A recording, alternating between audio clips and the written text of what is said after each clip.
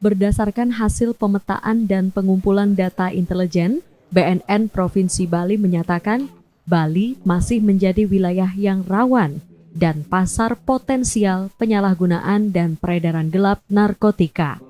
Kepala BNNP Bali, Brigjen Rudi Ahmad Sudrajat, dalam keterangannya menyatakan, dari sisi supply, para pelaku kejahatan narkotika tidak hanya melibatkan warga negara Indonesia, namun juga melibatkan warga negara asing, mulai dari modus pengiriman paket atau ekspedisi sampai dengan klandestin laboratorium narkotika.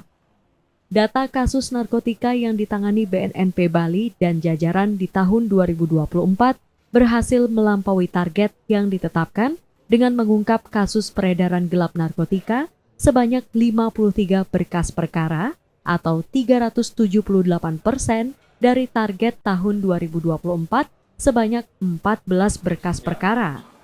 Berdasarkan kasus tersebut, dari 56 tersangka, sebanyak 17 orang berasal dari Bali, 34 orang berasal dari luar Bali, dan 5 orang warga negara asing dengan barang bukti berupa sabu 1.458,85 gram, ekstasi 365 butir, ganja 27.349,77 gram, kristal MDMA 193,32 gram, hasis 937,82 gram, kokain 0,05 gram, dan narkoba lain berupa Delta 9 THC 106,21 gram, mefedron 121 butir, metamfetamin dan MDMA 1.692,94 gram, metendiazepam 1,34 gram, silosin 15,2 gram,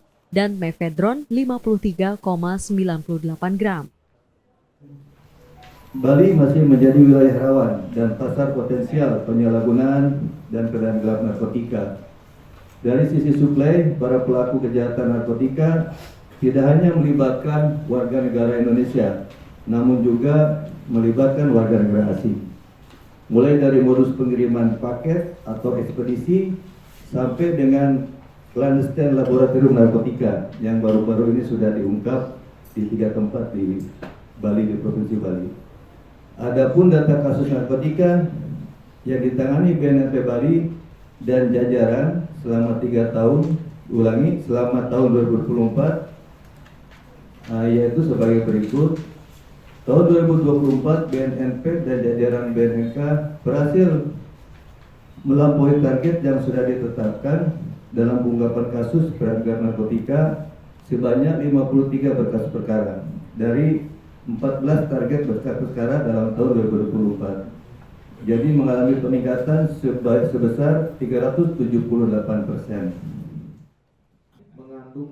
Rudi Ahmad Sudrajat juga mengatakan, berdasarkan hasil analisa intelijen, prediksi peredaran kasus narkotika di Bali tahun 2025 cenderung akan tetap meningkat dikarenakan faktor ekonomi. Hal ini akan berpengaruh besar pada cara masyarakat dalam mencari pendapatan. Akan ada tren mengambil jalan singkat untuk memenuhi kebutuhan ekonomi sebagai pengedar atau kurir. Komang Suarbawe, Kompas TV, Denpasar, Bali.